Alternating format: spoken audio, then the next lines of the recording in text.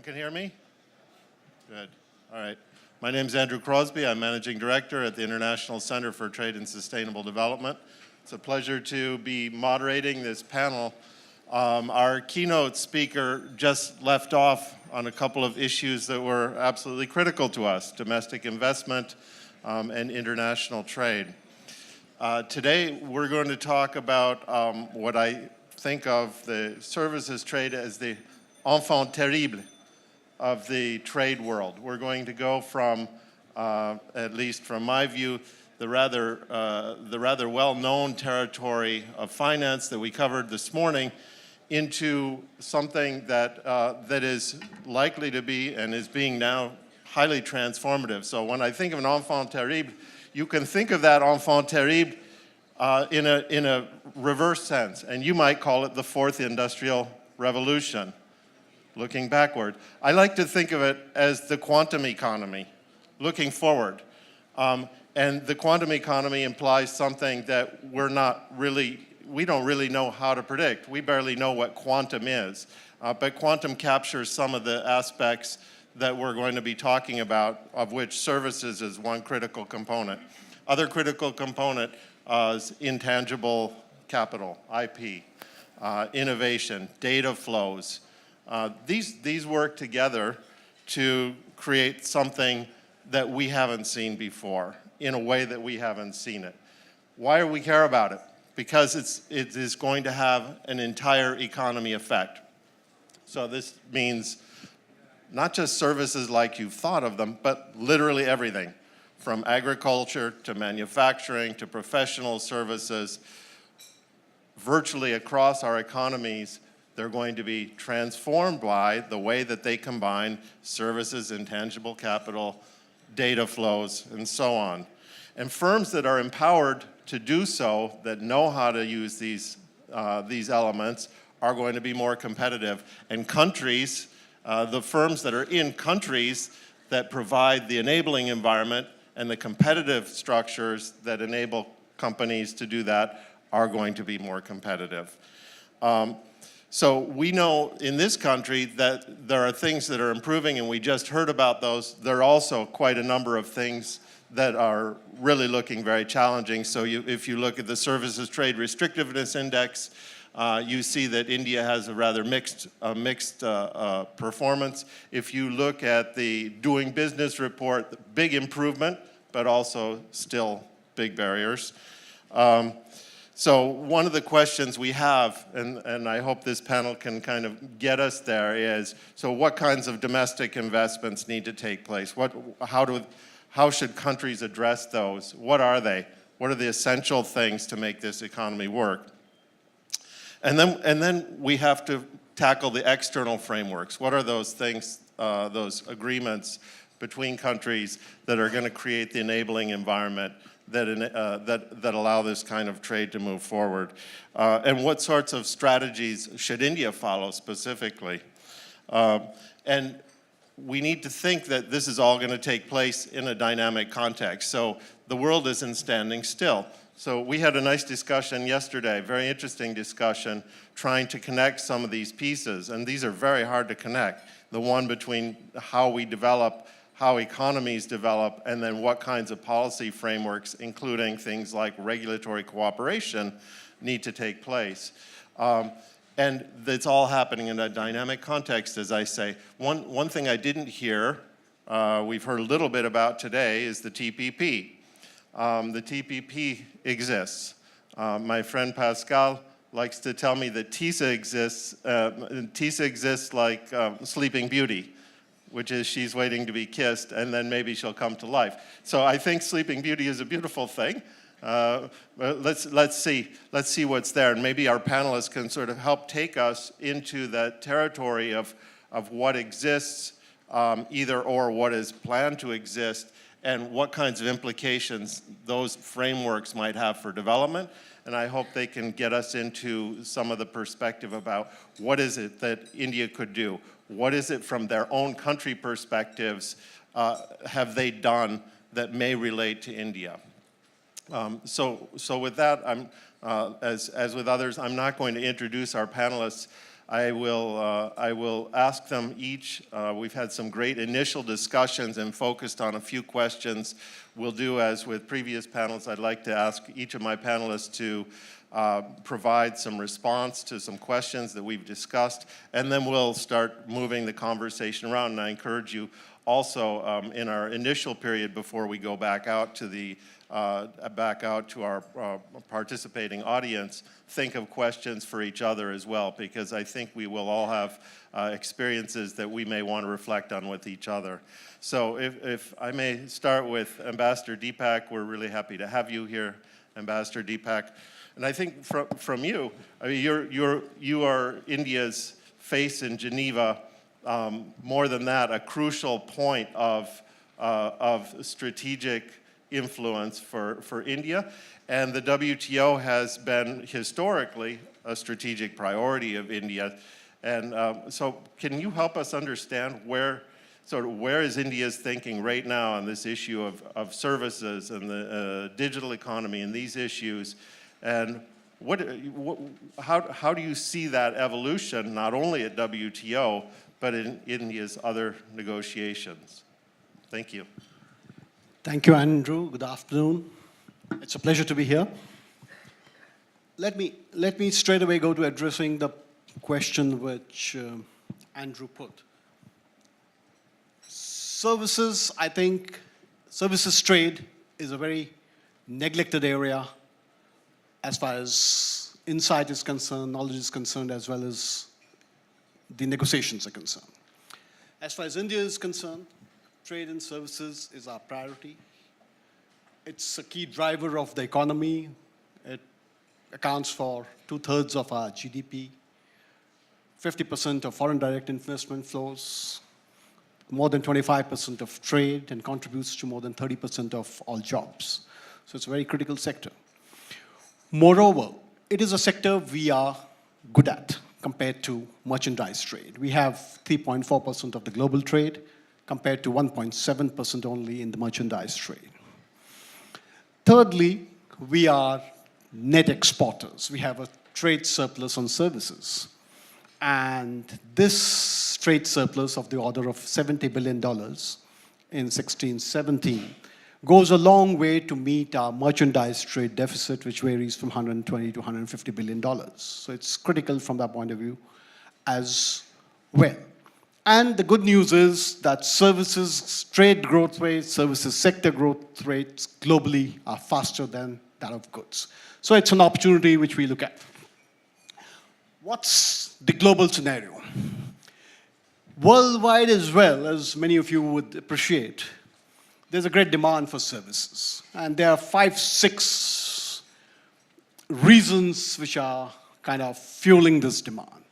First of all, many services, like our ITES services, which we exporters of, bring a transformational benefit to industry, banking, and insurance. They increase the competitiveness of these sectors in the developed countries and therefore make them more productive. That's why they're in demand. The second is that youngsters, it's a cultural reason, the youngsters in the West are no longer willing to study science, technology, and engineering, accountancy, math, nothing. They want to do the easy stuff. And many problems need skills which come out of these disciplines. And again, we are strong here. So we have a strength in professional services, including in chartered accountancy, in architecture, and others. Third is the global population is aging. There is a need for health professionals, and we're very strong in doctors and nurses especially.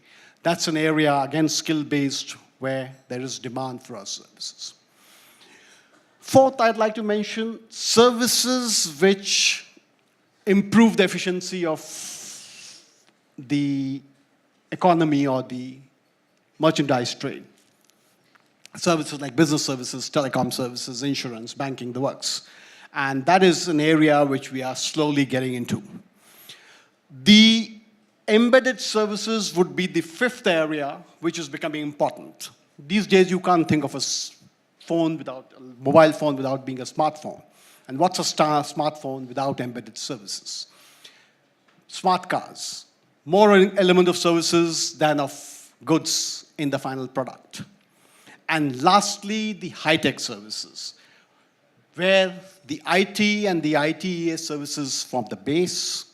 And then you have, software as a service, cloud as a service. You have Internet of Things, machine-to-machine communication going right all the way to artificial intelligence. So there is a great deal of demand for these services. How we engage, the point you mentioned, how does India engage? We look at being part of the global services trade arena, both through our international engagement as well as our domestic work. Internationally, basically, it is through market access negotiations, both at the WTO multilaterally, as well as through plurilaterals like the RCEP, or bilaterals, which we have a number of them, especially in Southeast Asia and Northeast Asia. The second area is domestic regulations. The barriers behind borders through domestic regulations are some of the key barriers which nullify our market access and make market access not commercially meaningful. And that's where we are looking for disciplines in the area of licensing requirements and qualification requirements for the movement of professionals, as well as in technical standards. There should be scientific basis. There should be not more trade restrictive than necessary, only to support the quality and the ability to provide services. That is the third area which we are looking to. Domestically, the first is, of course, we need to remain competitive. And this requires a whole lot of reforms. Take the example of telecom. Today, we are competitive. Our companies can go and acquire companies in Africa. But we are competitive because of certain regulations like sharing of infrastructure, sharing of spectrum, which reduces costs.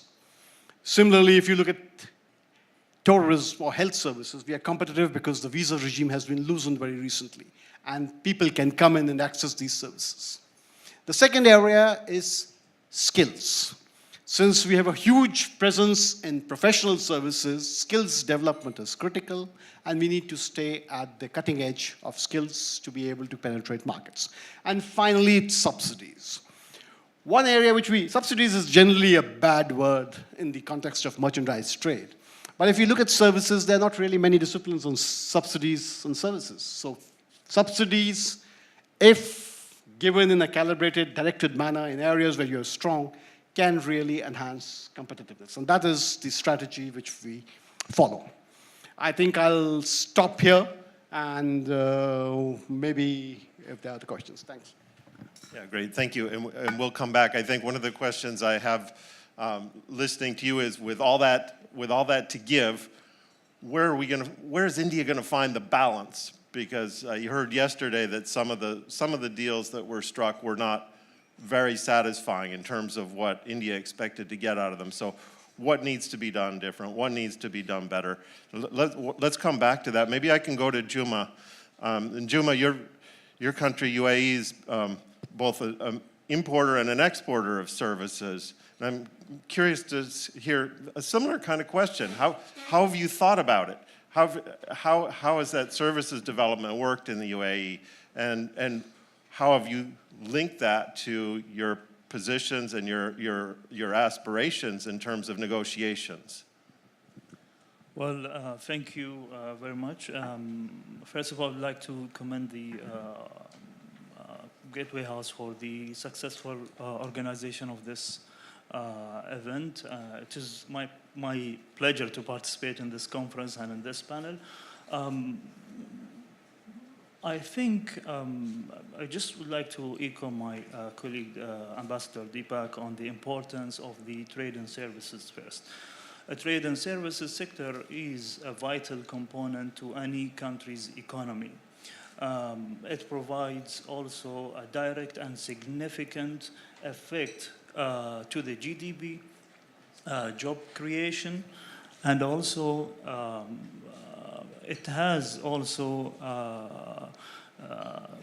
contribution in the rest of the economy, directly or indirectly, thus having a positive impact on the overall climate of the investment, which is required and essential determinant for growth and development. Having said that, trade and services also contribute in most of the country's GDP. For the case of the UAE, we acknowledge those facts, and we have our diversification strategy with a focus on trade and services, and how can we benefit from this diversification strategy to build up other sectors, especially the trade and services sectors, and with a special focus maybe on financial and tourism services. Now, the trade and services contribution to the UAE GDP reach mostly or more than 60%. So the model of the diversification that we are, the government have put is a very successful model. We are oil producing country, but we managed to reduce the dependence on oil, and the oil now contributing in the GDP of the UAE is only 30%. I would say also that trade and services in the UAE is started long time ago. We are very connected to the global. We are considered to be a trade hub.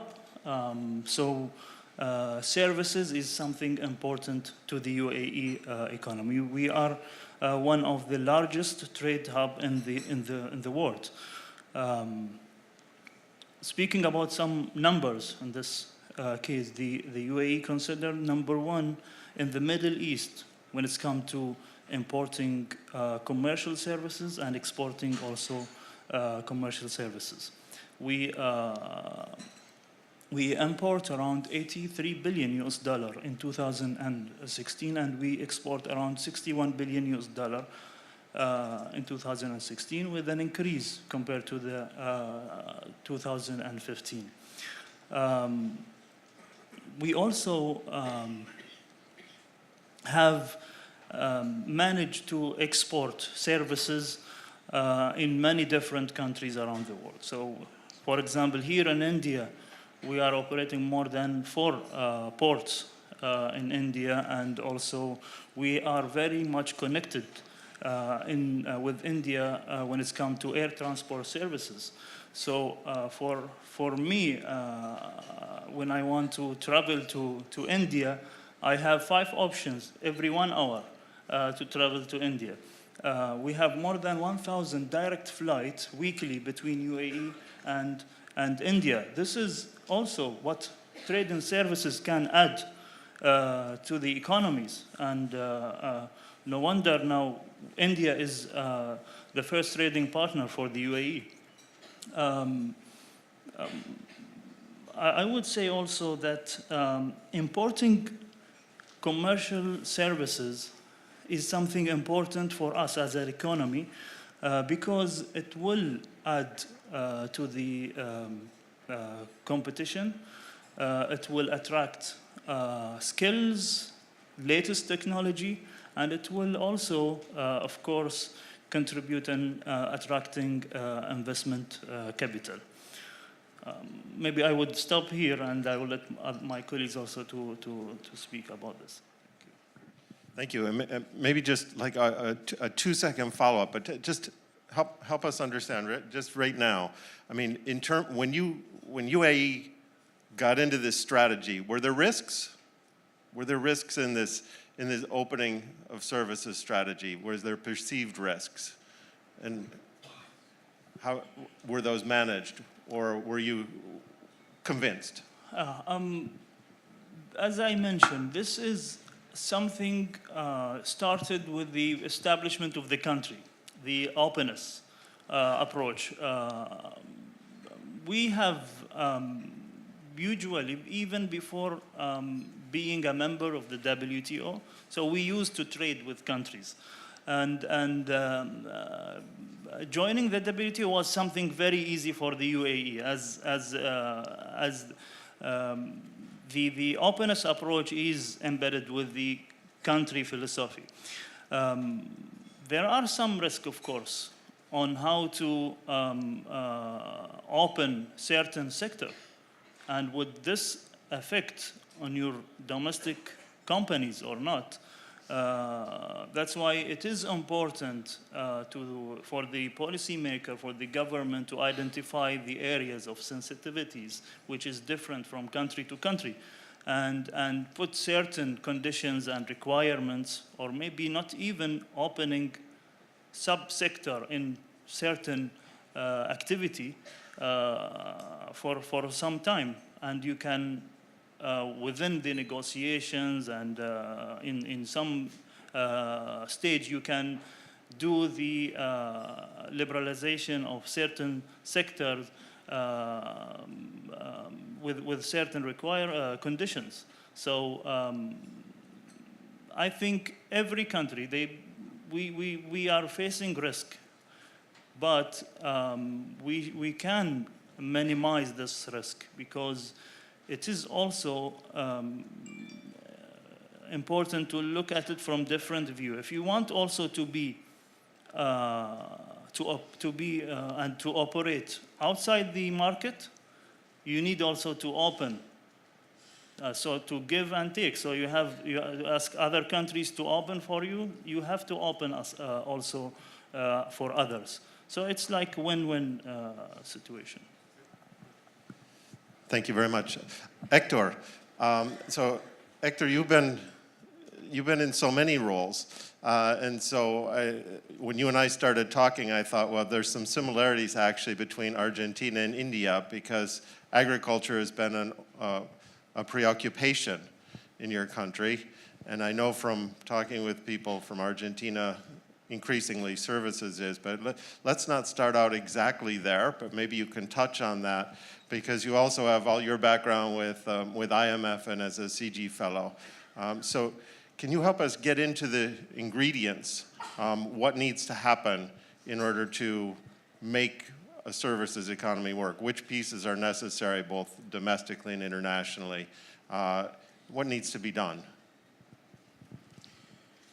Well, many things need to be done. I would say that, first of all, we have to acknowledge reality. In the international arena, there has been a very dramatic change in the dynamic of negotiations, and Ambassador Deepak could speak about this better than me.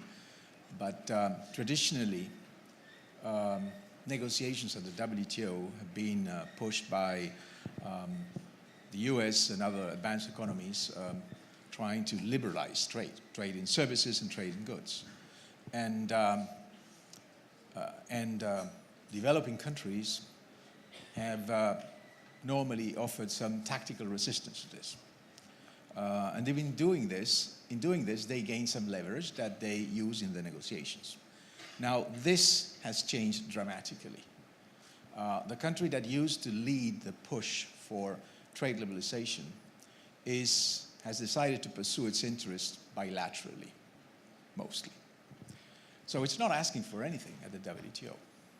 Yet, some developing countries, that I would say hard-nosed developing countries, are still with the bayonets ready to resist a request for liberalization that will not get there. Because the country that used to push for that has decided to change the strategy. So acknowledging this is crucially important. Resisting a combat that will not take place is a bit hopeless. There is at the WTO interest of many developing countries in pursuing negotiations to liberalize trade particularly e-commerce, domestic regulations, as the ambassador referred to, in a plurilateral way. Now, each country has to have its own negotiating strategy calibrated to its national interests and circumstances. But I would say that any good strategy requires to be sitting at the right table, sitting at the table where these issues are discussed. Argentina is actually doing that, and I'm not entitled to speak for Argentina because I'm not working for Argentina. We have the Sherpa there. So I said any good strategy starts by acknowledging reality and being at the table where things are negotiated. Negotiations always reflect the interest of those sitting at the table. And if countries like Argentina, India, any country that is not a dominant country in the world is not sitting at the table, there is a serious risk that you will end in the menu. So either you sit at the table or you are in the menu. And this is something that I believe Argentina understood. And many other developing countries did understand. This is not a north-south divide anymore. And I think that's a lesson that I would say, looking at Argentina and many other countries, many other developing countries that have signed to plurilaterals, plurilaterals are not the optimum solution, but they are the only available thing right now. Because multilateralism is at crisis for reasons that you all know, and I don't need to speak about President Trump and the circumstances in which the WTO is being challenged right now. But that's I would say, from an international perspective, what you need to do, in my view. Excellent, thank you. It's also, maybe we can come back to this because you've written also on the role of the non-major or middle countries and how they can interact. Part of your answer is just get to the table, but I'm wondering if we can explore that dynamic a little bit as well as we go on. Now, let me jump to Pascal. So Pascal brings us a business perspective for the European Services Forum, and business plays a key role. That's, all of you are here, and many of you are in business. And I thought it would be very useful to hear from Pascal. What are some of the issues and strategies that you've used, issues you've encountered? How have you partnered effectively in Europe, and where has there been frustration? What can you share with this audience in terms of your experience with ESF? Thank you, Andrew, and thank you for the invitation to be here. A big pleasure. As a representative of business, I think I need to emphasize the need that for us, the most important thing is legal certainty. And that is really the basis for everything. So in the services sectors, everything is about regulation. And I'd like to come back to this a bit because building the European single market has been about trying to have single and harmonized regulation across the board. And it's easy to say, yes, 75% of the GDP in Europe is in the services sectors. I'd like to maybe say a bit more about this. What does it mean? And also then being back to the table about trade, because we have 75% of GDP in services, but only 35% of trade in services. Why is that? Why trade is not relating the reality of the economy at national levels? But back to regulation. What does it mean? Why do we have regulation? Why regulation is so important in services and maybe also in goods, but for services in particular? And that is essentially because we need to protect the consumer, and the service providers need a license, need an accreditation, need all of these things, need a diploma to be accepted to provide the service. But more importantly, also in many other sectors, regulation is there to ensure a level playing field, to ensure that competition is taking place. And that is not something that is really the case for manufacturing or for agriculture. So what we need, and it has been said already earlier on, we need good regulation. We need better regulation. It is not about less regulation. It is not about more regulation. It is have a very good regulation. And regulation means for us, and foremost, in particular, if we go for international trade after, is a strong and independent regulator. And that is not that easy, and we know that, you know, independent from the government, independent from the state, independent from, you know, the corruption, but also maybe not too much independent. And we can come back here also in this country about the regulators in legal or in accounting, where, you know, maybe it's too close from the company. So not too close on the government, but too close to the companies. And that is also something we need to look at. And the only way to make it work is transparency. Transparency in the regulation is absolutely a must, and in particular for foreign players on a market. So transparency about the licensing, and we talk about requirement, licensing requirement, authorization, etc. In the international scene, it's called domestic regulation, and we can come back to that, whether we can achieve something on international level. It's about, and as a business, I'm a very strong supporter of that, consulting the stakeholders, because those on the market are the business, and maybe they have their way to say and something to be said of interest as regulators. It's about simple administrative measures. You know, we talked about, I mean, yesterday evening we had the Ministry of Estonia talking about digital government. We need single contact point. We need to know where we have to go to get all of those regulations which are upon us. We need short deadlines. The European Union has made a kind of a revolution by making sure that actually the administration doesn't have the last word, because silence means approval. If the administration is not responding by a certain deadline, it means that it's approved. And that is really fastening the process. We need a right of appeal when we don't have the authorization to go on the market. All of that is about regulation, and I think this is really important. And it is about what we heard about digitalization of the governments and e-governments. So how do we proceed all of these requirements that we have at domestic level? And we have heard also that in India, a lot of progress has been made in the last years. We need to bring that on international scene. How to bring that in an international trade agreement for trade in services, that is a key question. And whether we go on WTO or whether we go on plurilateral. I mean, we mentioned TISA, we have not been able to succeed. It was nearly there, but for many reasons it didn't happen.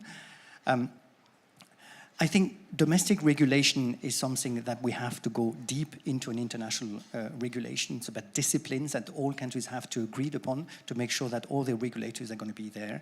I mean, there are initiatives taken in Buenos Aires for the ministerial conference, which just happened in December. Domestic regulation is one, e-commerce is another one. Medium and small SMEs, which are millions and millions of companies in the services sectors, is another possibility. And finally, one of the biggest way for a services company to do business abroad is by investing in the country, by establishing itself in the country by a joint venture, by a subsidiary, or by a branch. That is about foreign direct investment. And that is not part of international trade figures, certainly not in the balance of payment. But for us, it's the best way to get access to the market. And therefore, the investment facilitation initiative, which has been proposed in the WTO, is certainly something that business will embrace. But I will stop here. Excellent, thank you. So another thing that you mentioned last night, and I sort of want to shift that way, and I think we're going to go that direction with Patrick a little bit, although we'll see. Yeah, I'm not forcing you into anything, Patrick. But you make a commitment, and there's not only the regulating environment, but there needs to be processes in between that actually help people trade, help companies trade, show them. So you were illustrating your Canada trip last night and how they were literally getting you and others to do a road show, which I think is interesting, because the level of commitment in actually making trade happen once the commitments are made is equal to, or perhaps more than what's in the negotiation. Patrick, I don't know if you want to pick up there, because you have a really particular insight as well, both in terms of how services trade works from all of your years in services division as chief economist, as professor, but also in negotiation, how negotiation should work. So, Yeah, well, talking about how negotiations have worked, I'd just like to register that I couldn't agree less with what you attributed to Pascal, that TISA is a sleeping beauty. I think it's a systemic nightmare, in case we should get back to this. I wanted to say a bit about regulation. Pascal said a lot of it already. I mean, I think that services is regulation intensive, but regulation is not, in most jurisdictions, regulation is not taken nearly seriously enough as a public policy objective that doesn't get in the way.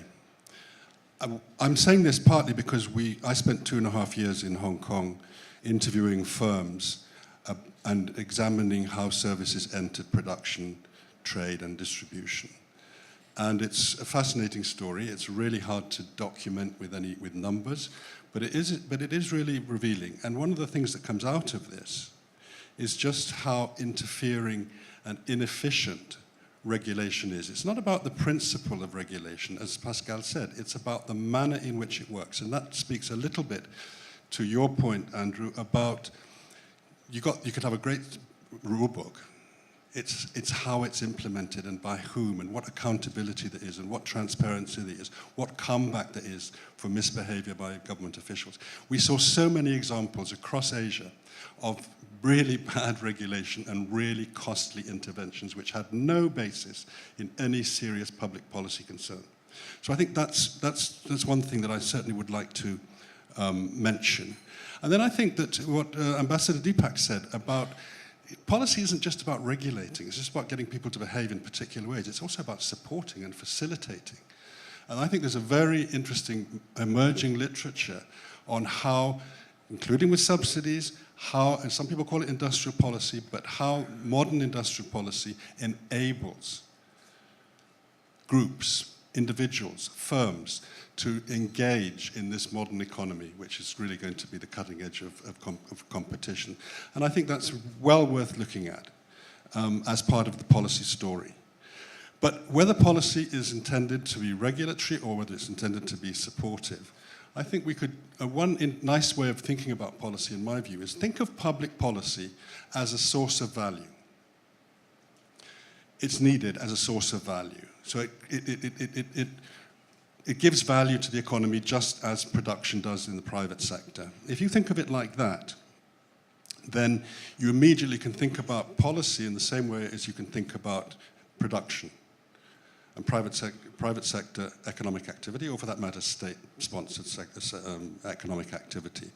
And the idea is that you can talk about efficiency in just the same way, you can talk about deadweight costs in just the same way, and you can talk about government policy as a potential source of innovation and productivity growth, just as you can with firms. And if we do that, we kind of level the playing field of this debate. You don't get governments saying all the time that firms aren't doing enough about productivity growth, and you don't get firms have the private sector has a legitimate claim on governments to improve the productivity performance. So I think that is something that I find that as a useful way of thinking about this. I think one of the things that we really came across with all that work we were doing in case studies was that there's just a terrible dearth of data. Governments haven't tried hard enough, haven't worked hard enough to get data on how services operate, how they function. We don't understand them nearly well enough, even if they're the dominant source of value in trade, in production, and in distribution, of course. So I think that is a major challenge. And the final point I want to make, which we may or may not come back to, is I think that the international architecture for cooperation in these areas leaves something to be desired. I think there are unnecessary divisions and distinctions which we should be thinking about trying to smooth away. But that's another. So let me stop here. Thank you, Patrick. You've left a very, very pertinent question, actually, as well as useful interventions. Let's do something. I would like to hear from, particularly from Hector, Juma, and Pascal on this issue of how, so what are those missing links in terms of facilitating, making services trade happen? Patrick said we're just not paying enough attention. We're not doing well enough. So I'm curious, sort of briefly, what each of you has to say about that from your perspective, and then I'm going to come back to Ambassador Deepak and ask, so what has been done well here, and what are sort of some of the sectoral priorities that need to be focused on? But let me come to the three of you first, because I think you each probably have some perspective on that piece that Patrick is raising, which is what needs to be done better in that process. So let me just start with you, Hector, if I can, and we'll come back to Juma and then Pascal. Well, in the case of Argentina, and I excuse myself again because we have Ambassador Delgado, you should be asking this question to this guy. He's working for the government, I'm not. But take your CG perspective also. Go ahead. I cannot speak for CG. We have the president of CG sitting there in the back. Rohinton is there, and I wouldn't dare to speak for CG, having him in the room. But so I'll speak for myself, if you excuse me. Argentina has never been an important services exporter. It has traditionally run a deficit, and that's still the case. However, there's one kind of service in which Argentina is performing quite well, which is this knowledge-based services. For the last 11 years, so this is not just about this last government, Argentina has run a surplus in knowledge-based services. And the growth of these services has accelerated last year, 2017, the last figures we have, up to the Q4, I think, not including Q4, is about 13% increase in the year. And the economy was not particularly flourishing. Moreover, Argentina is exporting knowledge-based services almost as much as grains, cereals, almost as much, close to 7 billion. So it has made an effort on that side. This government is not picking up winners. That's not the policy of this government. This government that started in December 2015 is nevertheless helping exporters by, the first thing it did was removing foreign exchange restrictions. It improved the business climate. It is investing heavily in infrastructure, particularly in communication infrastructure, ICT. And it is putting progressively, to the exasperation of some, progressively the macroeconomic figures in order. So, as you noted, Argentina is a very efficient agriculture exporter. And we are not getting what we want from the WTO on agriculture, certainly.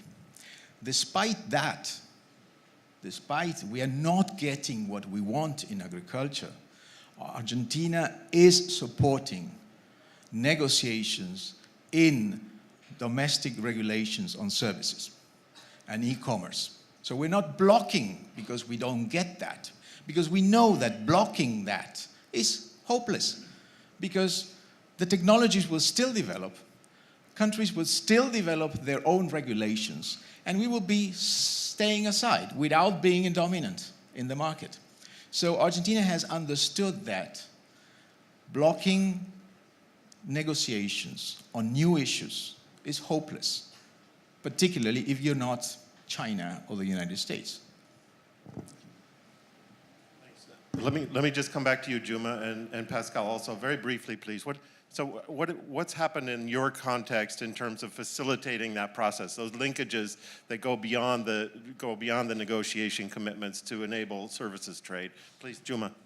Well, according to the WTO, the UAE ranked 16th globally in terms of importing services and 21 in terms of exporting services.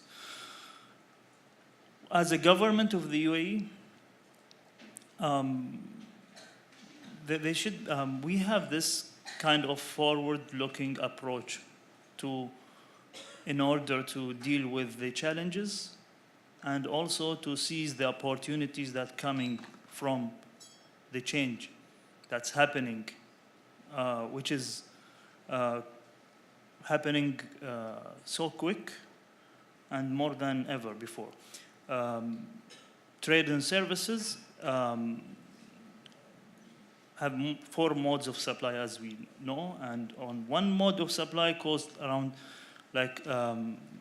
which is e-commerce, over $22 trillion in terms of transaction in goods and services.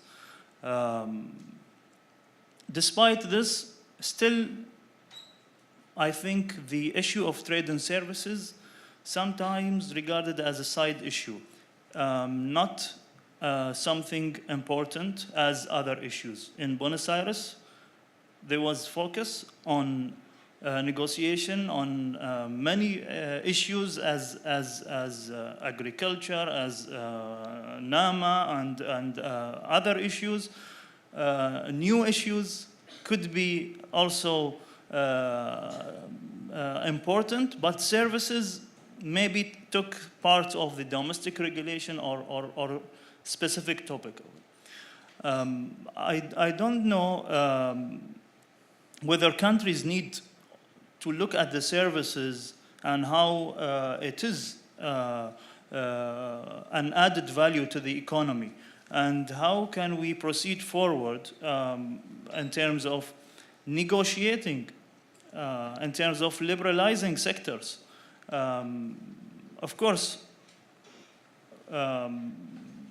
proceeding also towards discussion on domestic regulation and how we make things more transparent to the service provider. This is something important. But I see that we are focusing more on new issues, but the services not taking the size that the number we are talking about. It's not that much. Let me just hop the order here for a second, because I see Ambassador Deepak has something to say. Please, Ambassador. Then I come back to Pascal, and I want to start moving us into, just so you know where we're going, we're moving back into negotiations, folks. So, but please address. No, very briefly, the points that yeah, were made. please. See, services negotiations at the WTO have been held hostage to agriculture negotiations and industrial products. So it's not really happened. And in domestic regulations, where negotiations have happened, it is opposed on 2 sides, by the US as well as by the African group. So there has not been progress. Our preference as India is to negotiate in the WTO, and this is for 2 reasons. One, of course, it's critical mass, 164 members. The other is we have interests, like many other developing countries, in a variety of areas. We have interests in agriculture. If you do not, and we have market access to offer in services, but we are defensive because of small and marginal farmers in agriculture. We want elimination of the trade distorting subsidies of developed countries.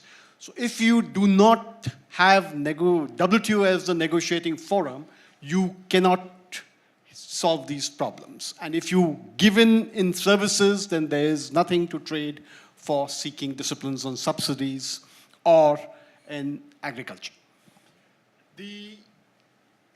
As far as the plurilaterals are concerned, I mean, all the promoters of plurilaterals on the margins of the WTO, the joint statements groups, as they call them, say that these are stepping stones to a multilateral agreement. The point again is they are looking for markets, and the US is there only in e-commerce, and China is not there in e-commerce. So India is not there in any of them. So where is the market, where is the critical mass going to come? So these, we believe, like other plurilaterals, will work their way up, and when the multilateral forum gets energized, it will take over. For instance, in fishery subsidies, there was a plurilateral group. Now that we have a mandate from Argentina in fishery subsidies, it has suspended work, and it's being done at the WTO. So that's one point I'd like to make. The second point which you mentioned about are trade agreements, the bilateral trade agreements in the context of India, which was mentioned yesterday perhaps. I don't agree that our bilateral trade agreements have not been good for us. We can't take a mercantilist approach that it has increased imports and not increased exports. I believe that both imports and exports are good for the economy. Imports help consumers, exports help manufacturers, both create jobs, different kinds. Imports create jobs like distribution, marketing, and so on and so forth. In services, they improve the efficiency of manufacturers. And in goods, many imports are inputs to our manufactured exports. So India, the problem is that in the last 10 years, trade has not grown. Our exports were 300 billion in 2010. It continues to be around that figure. Imports, same. Services, growing 4-5%. While the economy size has doubled, trade has remained stagnant, and therefore people do not see the benefit of trade for growth. And that's a problem we need to solve. That is why there is this talk of trade negotiations not being helpful. But I would like to turn it around and say, if you look at trade grew in a robust way from 2001 to 2010. The fact that we have had, and we did a lot of agreements then, the fact that trade has not grown, maybe because we have not entered into market access, we have not opened doors for our exporters, we have not facilitated them to make themselves more competitive. Finally, in the context of the WTO, again, getting back to it, we do believe that it's not easy times for the multilateral system. The role of the US, whether it's related to tariffs or whether it's related to the appellate system, has been negative, and not much is happening in the negotiating forum. That is why we have on the table a proposal for facilitation of trade and services, a low-hanging fruit, which could, like the Trade Facilitation Agreement on Goods, take care of certainty, transparency, certain behind-the-border measures, certain border measures, which would help the movement of services. So that's the kind of strategy we're looking at. Last word on e-commerce. Lots is said about e-commerce, and people say that unless you make rules on e-commerce, you are not updating an organization like the WTO. I've spent almost a decade in commerce. I've been Secretary of IT. I've been Secretary of Telecom in India. I am still to learn of one benefit of rulemaking in e-commerce. See, the benefits of rulemaking in e-commerce should not be confused with the benefits of e-commerce. China is assailed for a number of things, but there's certain things to learn from China. China maintained policy, did not agree to rules till they were able to support their companies and set up Alibaba. The playing field is strongly tilted against Indian companies in the area of e-commerce. We even have problems where SMEs are being forced into unfair contracts because of monopoly of platforms already. And if we freeze rules at the WTO at this point of time, we will freeze the playing field against them forever. We do have ambitions of having an Indian Alibaba. And there are lots of issues in the area of e-commerce. How should it be? What should be the kind of customs duties on e-commerce transactions? What should be the taxation? Facebook has 221 million customers in India out of 1 billion. 0.32% of the tax income is shown in India. How is that to be treated?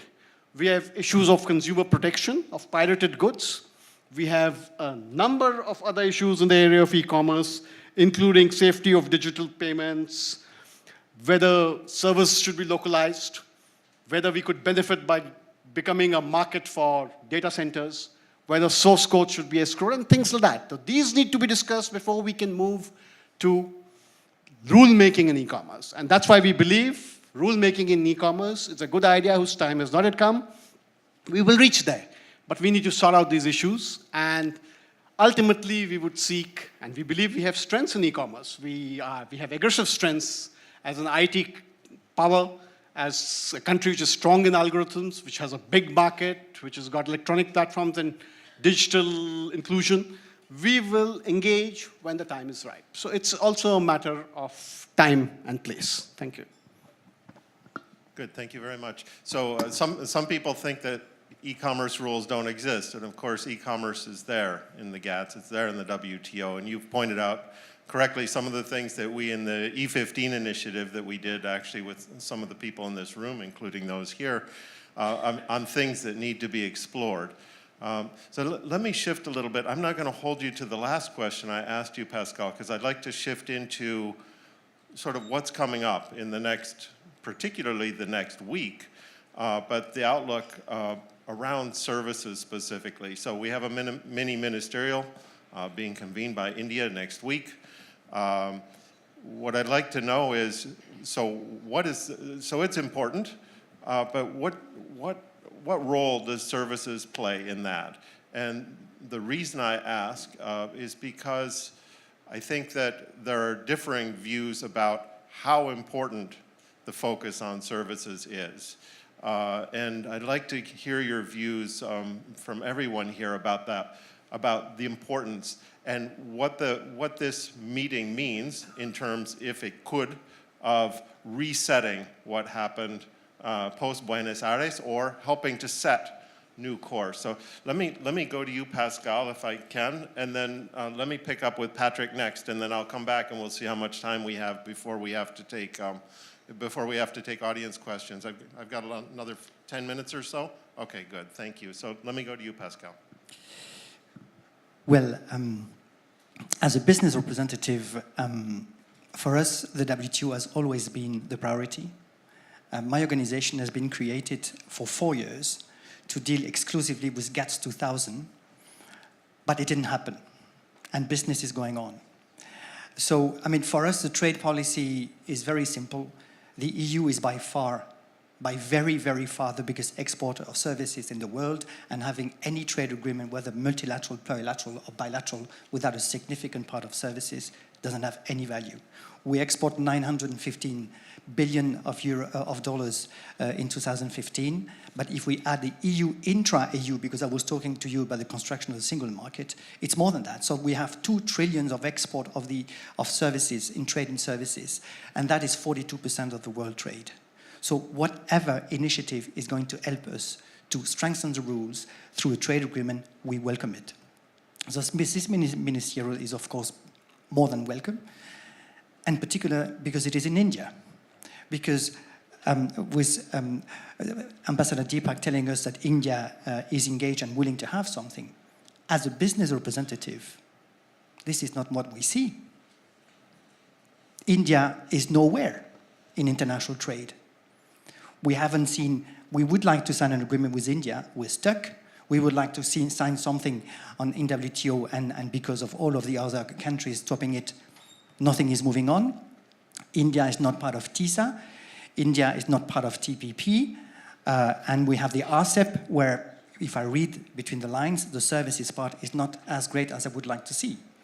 So for the services companies, we are a bit disappointed. We would like to see Indian investing in Europe, but apparently our market is not taken seriously.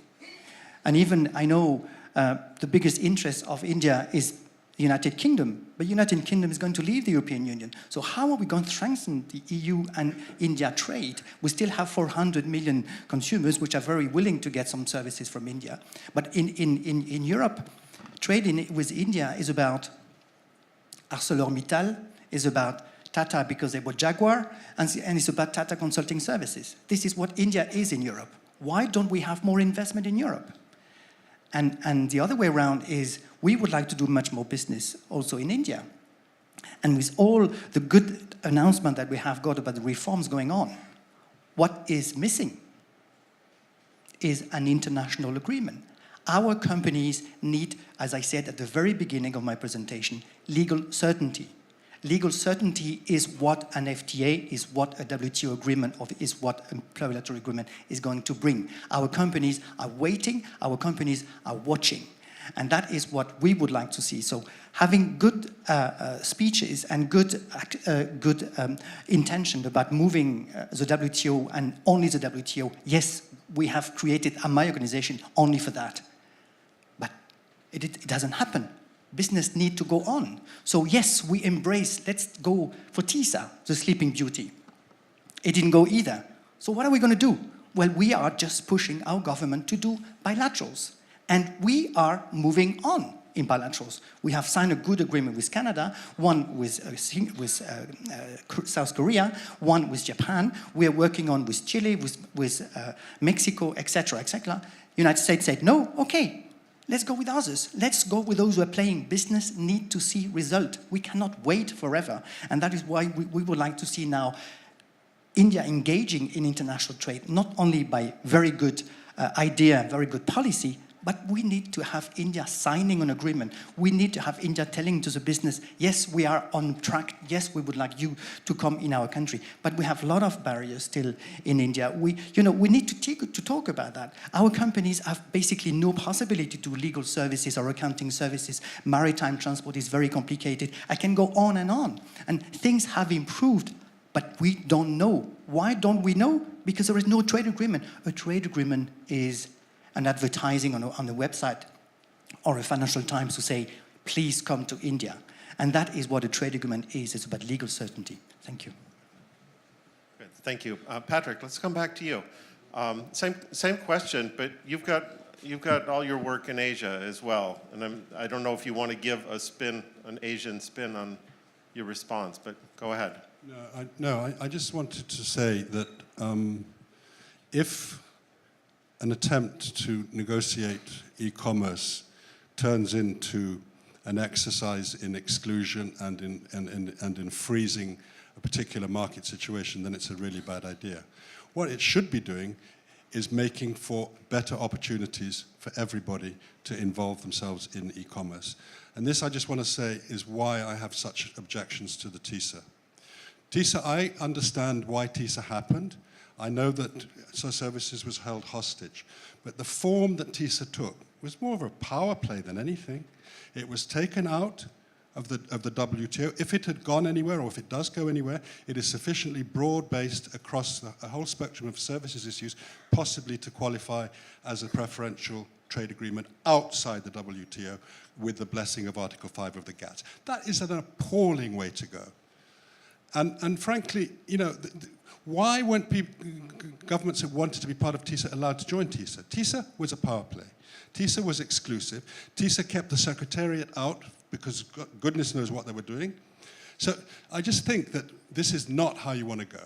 But I do think you need something to move this negotiating agenda along, and that's why I think the statements are worth looking at in terms of opportunity, because they do seem to be inclusive in intent, they do seem to be open, and they can morph into something that is acceptable to everybody because it carries advantages for everybody. That's the way to go. And I think, apart from the e-commerce one, which potentially is quite significant, I think the other ones are relatively insignificant. It's the model that's important. All right. Thank you very much. I'm sorry, but we're running out of time, folks. And we have built up questions. So may I please go back to our moderators' assistants, to channel a few questions in here before we have to close our session. Purvaja. Yes, thanks, Andrew. My first question from the floor is to Ambassador Deepak and to Pascal. Are we expecting too much to be realized through FTAs in services? Can they deliver given the many behind-the-border barriers in services? Thank you. I must reiterate that I do believe that free trade agreements, whether they're multilateral or bilateral, plurilateral, in a sense like the RCEP or TPP, have a role to play in market access of services. Because our ideal forum of engagement is the WTO, but these are not mutually exclusive. And something needs to be done to break down barriers behind borders, in the form of domestic regulations, as well as barriers at borders, because we have strengths in movement of professionals. The chartered accountant, we believe, is going to be the next IT professional, or of nurses. So it has to be both. And these, along with other issues related to transparency, is part of the trade facilitation, the services facilitation kind of a dialogue, which we have started at the WTO. Trade agreements are a slow process, and I can agree with him that, with Pascal, that we would like to sign an FTA with Europe, but it has to be balanced. And for developing countries, we will prepare and we will sign off when we develop competitiveness.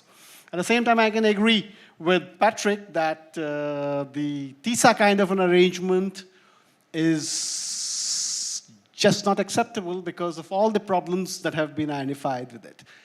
With the kind of attack that the multilateral system is from the US, and the absence of guidance at Buenos Aires Ministerial, India has taken the initiative to hold a ministerial to seek some guidance, including on negotiations and services. And we do feel that there is a groundswell of support amongst members to take forward services negotiations, both in the area of domestic regulation disciplines as well as in facilitation measures, and that may even spill over to market access as a bonus. Pascal? Well, I will say that, yes, we certainly can achieve something through trade agreements because this is what we have experienced now with Japan and with Canada. And we have made progress on regulatory cooperation, and everything which is in the domestic regulation discussion in WTO has been agreed between Canada and EU and between EU and Japan and EU. So it is possible to move ahead.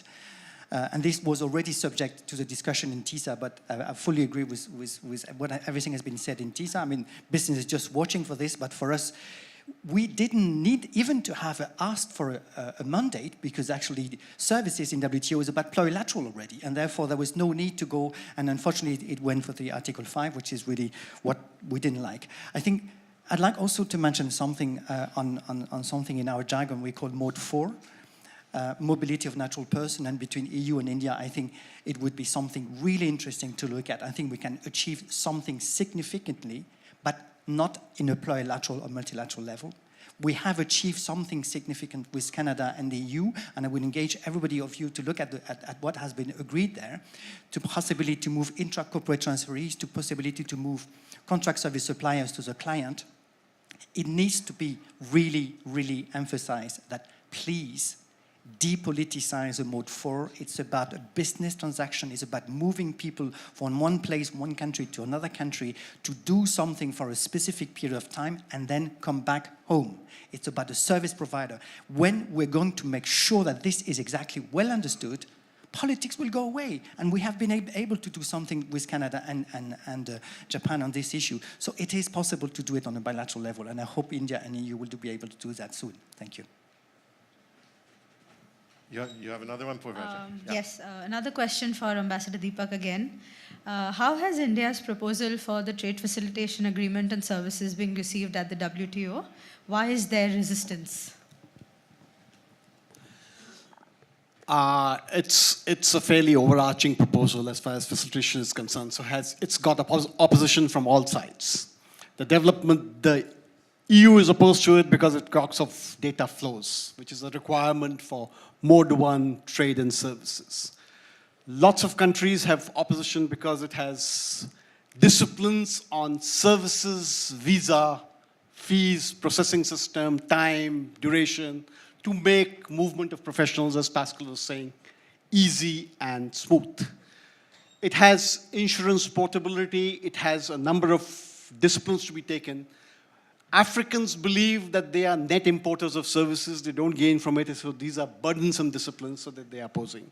So we've had detailed consultations, and we've come out in the we've been able to come into the Rev 2 with a revised trade facilitation proposal which will have less opposition. But as I say, trade is a slow process, you know. Sir Thomas Roe presented credentials to Emperor Jahangir, and the East India Company was established 70 years later. So it takes time, it needs preparation, it needs patience, and it needs tenacity. So we'll keep at it. My next question is to Patrick. Will services too face cross-border regulation risk that trade faces, which is cross-border interferences? Well, I think if I understand the question correctly, that whatever you do, you see, all products are bundles of value from different sources. So there's no product virtually very, very few products that don't have some manufacturing in them, some services, or if it's only services, other services. So anything you do on the policy side, whether it's domestic or whether it's cross-border, will have an effect that goes way beyond the sector or the activity that is being regulated. That interdependency is what is so difficult to manage when it comes to having lots of different policies in lots of different places and not knowing whether you're coming or going in relation to the impact of these policies. That's why we need to do much more serious work on both the structure of international commitments and on the way we think of and the way we understand the different sources of value in production, that where trade is the most neglected. Sorry, where services is the most neglected.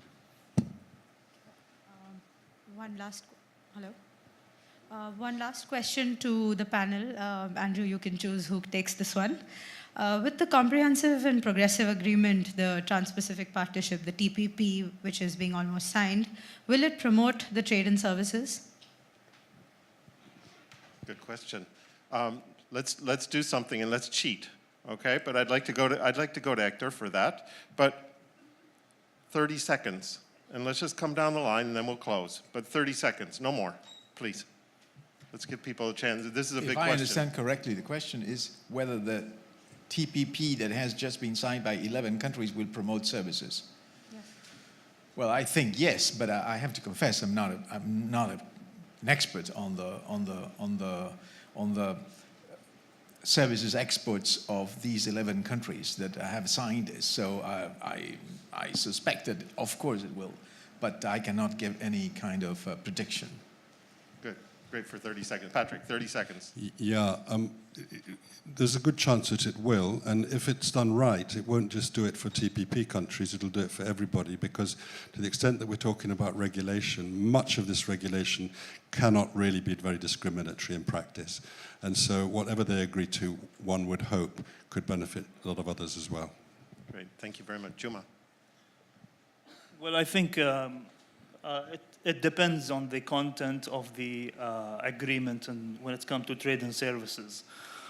If the countries have a certain level of liberalization and minimize the restriction, of course it will added value to trade and services, otherwise it will just be on paper. Ambassador, please. I think the TPP 11, I think, will help growth of trade and services amongst these countries. It will also lead to some diversion of services which they are getting from outsiders to amongst themselves. Two other things which it might do is, one is the domestic regulations which they agree on, the gold standards that they agree on, which become available to others as well. So it benefits others. And similarly, the standards which they place will then perhaps start migrating to other negotiations, and that is not itself a bad thing. Yes, good answer. Thank you. Pascal.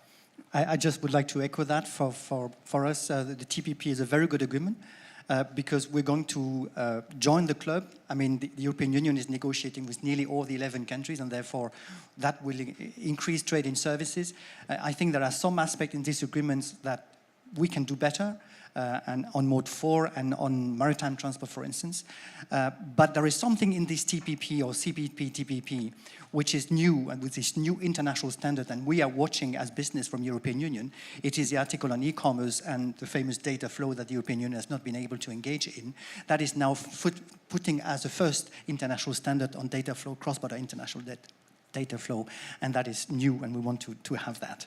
Thank you very much. So from the ICTSD perspective, we're looking at sustainability. We're agnostic about specific agreements, but sustainability is a key factor. Personally, I think it's going to be very disruptive, potentially in a positive way, but we'll have to see. That package of commitments is very significant, and they work together in a way that's significant, and I don't think we quite see it yet. So with that, we'll have to close. Thank you to our hosts, and please thank our panelists.